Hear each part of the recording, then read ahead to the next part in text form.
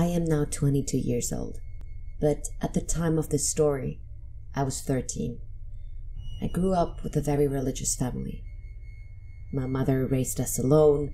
She was a very strong woman and very devoted to her religion. Me and my brother were raised to believe as well. Church every Sunday, giving grace before meals, and praying every night before sleeping.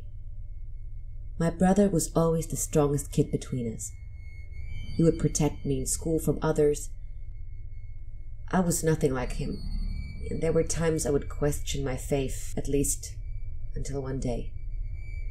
My brother got sick, and my mother told him to stay in bed, thinking this would be nothing serious. After 2 days in bed resting, he just got worse, so my mother decided to call a doctor. After the examination, the doctor said that he needed bed rest, and if he got worse, he should go to the hospital.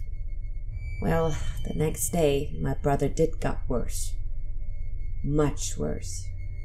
He was pale, and he could barely speak. My mother started praying and said that God would make my brother recover from whatever he had.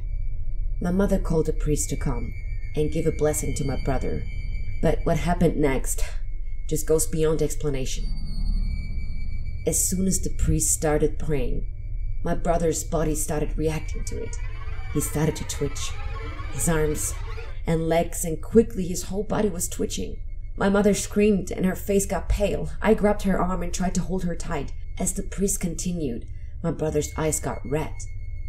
Slowly, behind him, the cross on the top of the bed just started rotating upside down.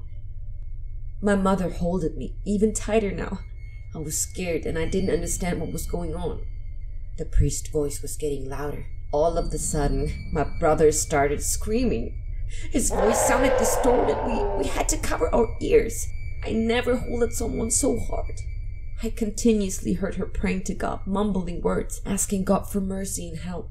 And then, silence. The priest stopped. He seems to be exhausted. My brother was breathing. His skin started getting colored again. And after a few minutes, he opened his eyes, and we could see they were normal again. My mother, who was still holding me tight now, whispered with more confidence, "Son, is this you?" She let go of me and tried to approach my brother. "Mama?" We holded him tight and we saw him smiling for the first time in a few days. We asked him what happened, but he said he didn't remember the last few hours. Sometimes, when my mother is not there and I am alone with my brother, I can hear him laughing.